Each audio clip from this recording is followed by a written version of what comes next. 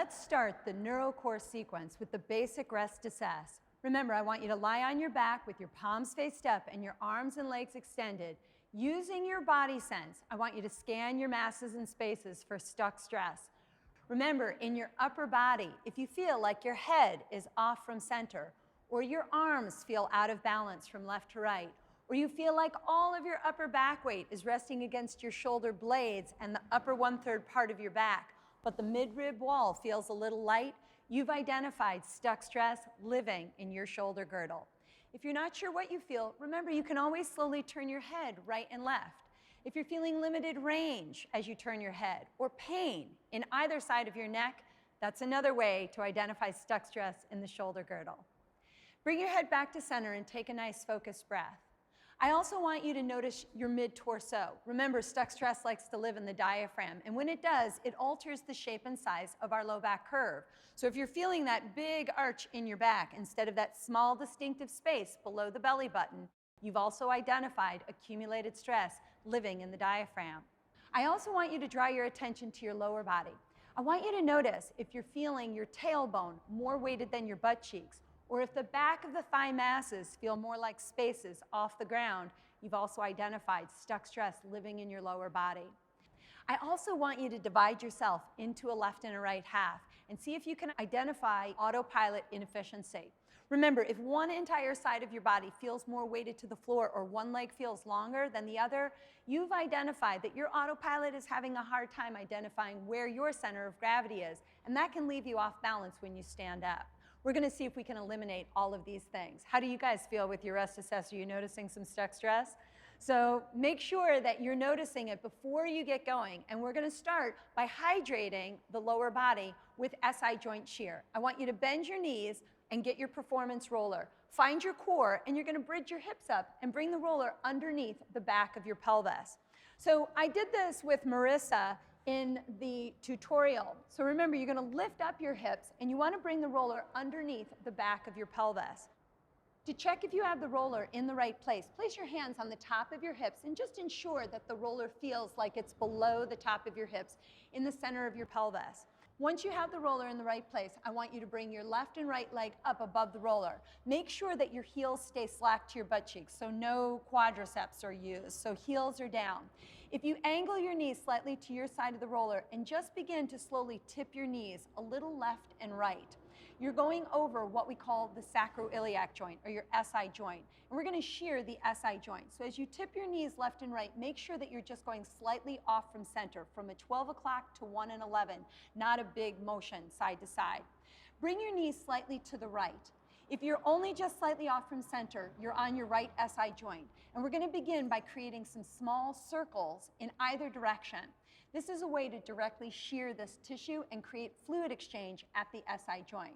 And you can also keep your knees tilted to that right side and just circle the right leg.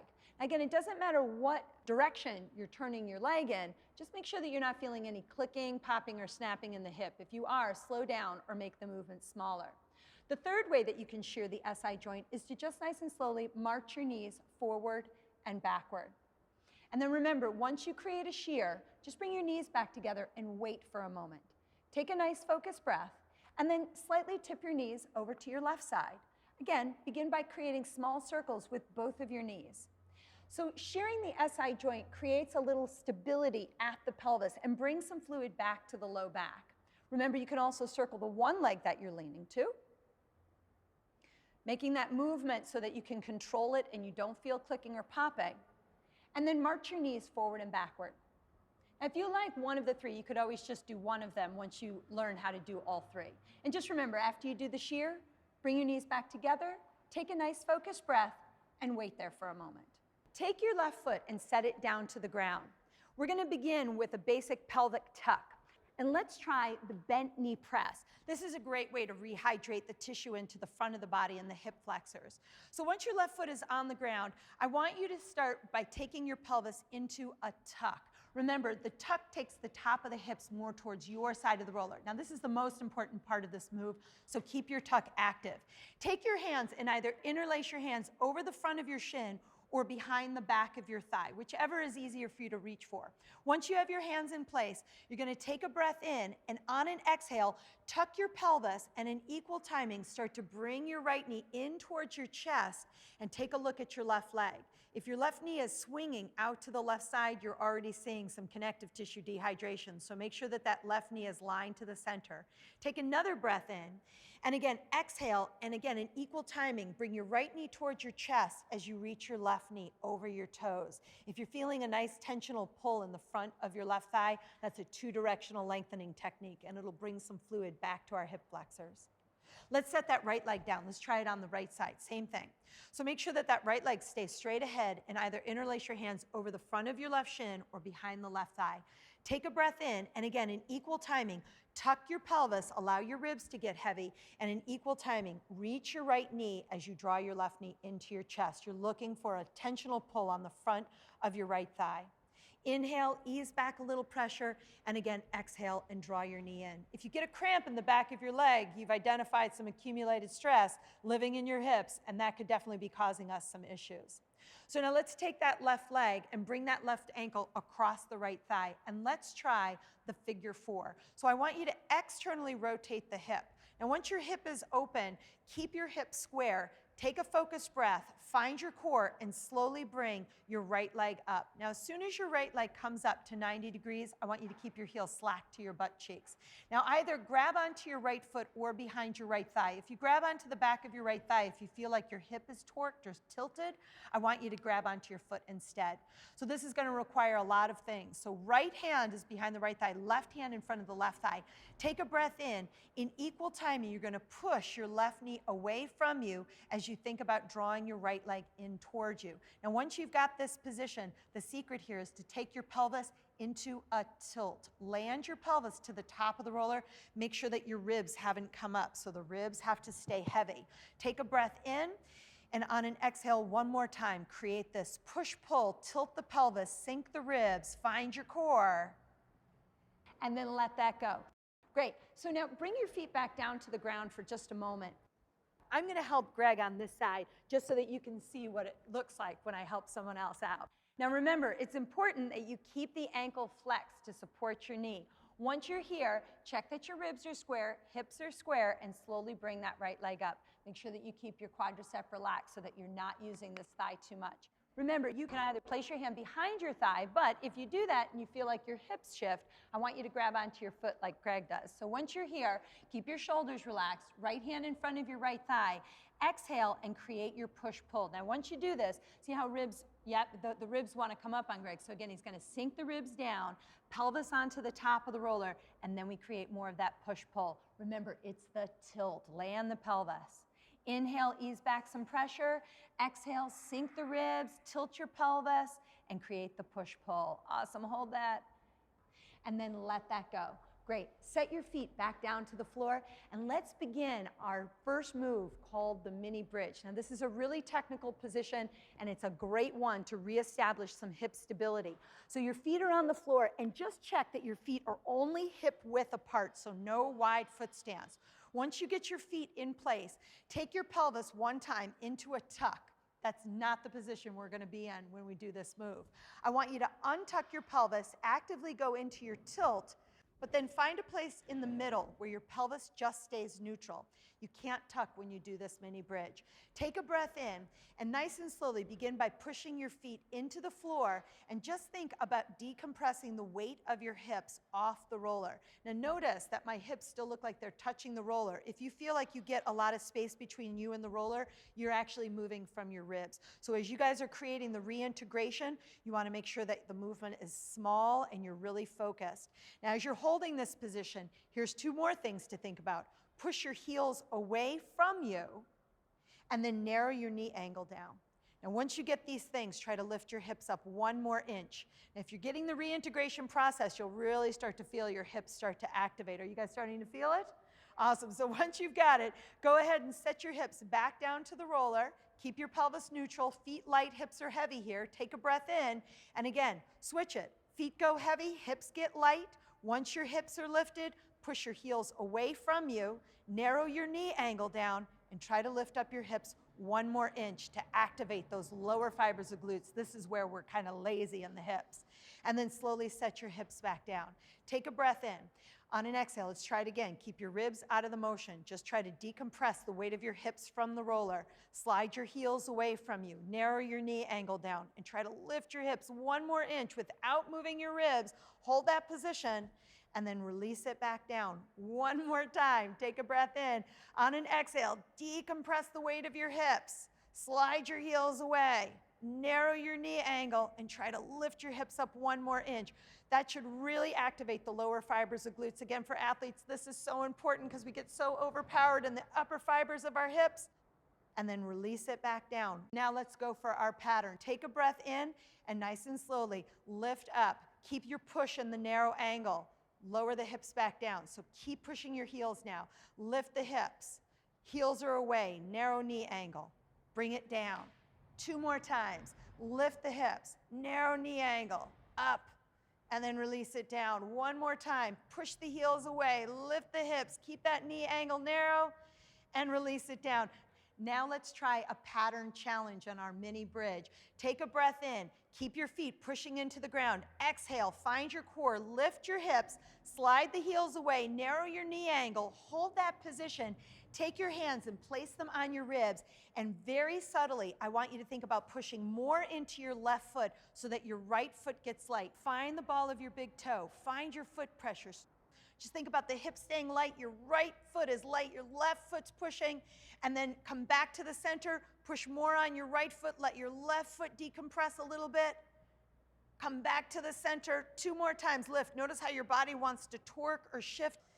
Keep those hips lifted. Remember, pelvis is neutral, sliding your heels away, knees are narrow. Keep the ribs heavy. Try to decompress your right foot a little bit from the floor. Come back to center, push more on your right foot. Let your left foot be a little bit light on the ground. Really try to keep those hips square. Don't let your hips shift.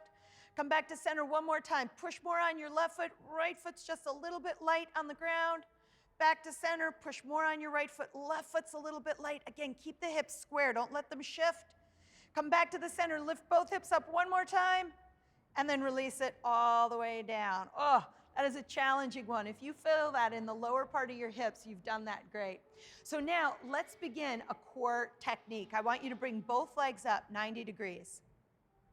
Now, once your legs are up here, check for a moment that your heels are slack to your butt cheeks. So don't use your quadriceps. Let the heels stay nice and relaxed. Let your thighs stay relaxed. So once you've got your legs in this position, let's start with a tuck and tilt challenge. Take your hands onto the fronts of your thighs and just slowly slide your hands up your thighs until your palms are up at the top. Now, once you've got your hands here, keep your arms strong. I always say this is kind of like singing "Stop in the Name of Love," like your arms are nice and straight and locked out. Once you get your arms here, take a breath in.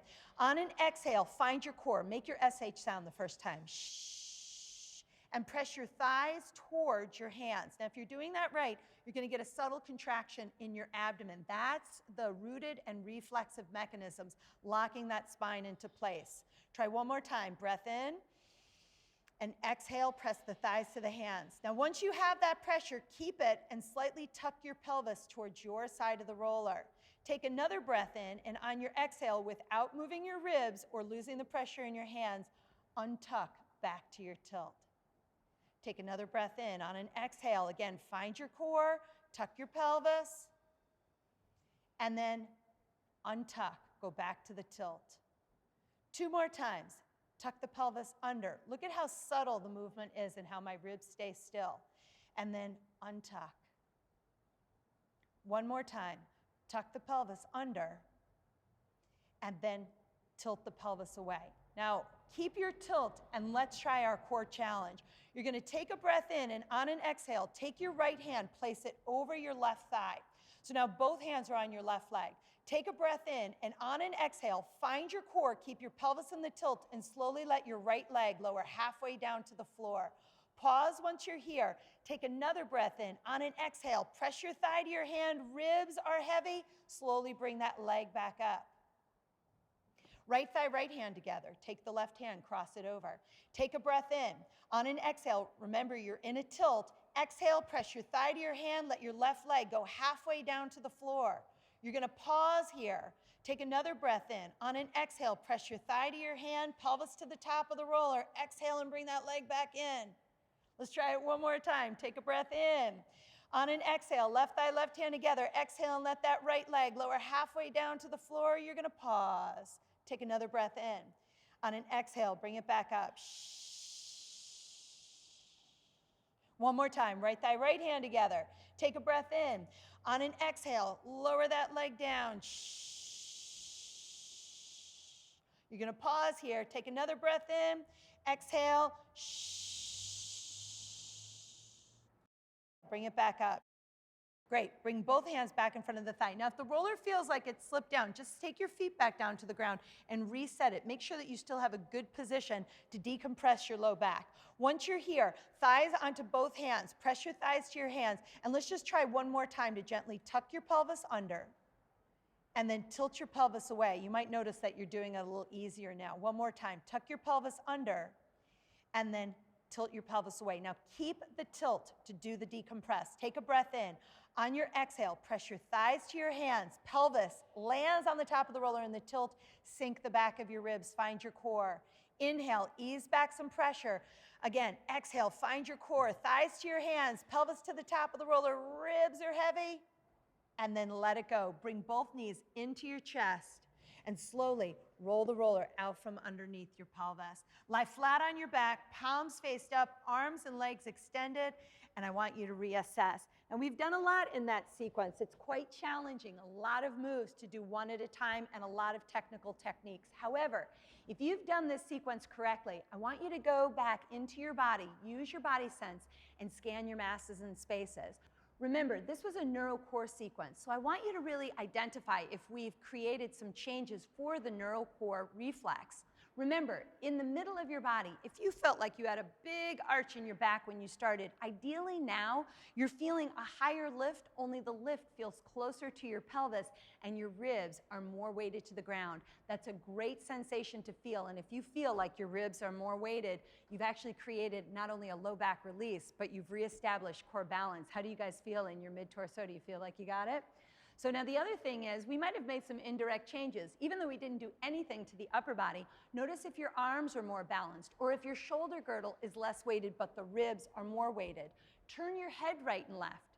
You might notice that from reestablishing balance in the reflexive and rooting mechanisms of your core, that your head has freed up in its ability to turn. You've actually released some of the tension in your neck by releasing your own low back.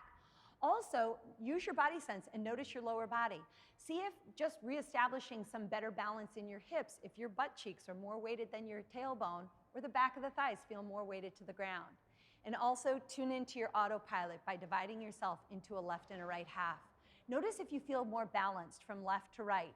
If you're feeling that rebalancing effect, we've helped your autopilot reacquire its connection to your center of gravity, and this is a body that you can perform any great sport with great agility, stability, and core control. Take a breath in. How do you guys feel after doing that sequence? You guys did a great job. Make sure that you drink some water. Really, you did awesome. Good work.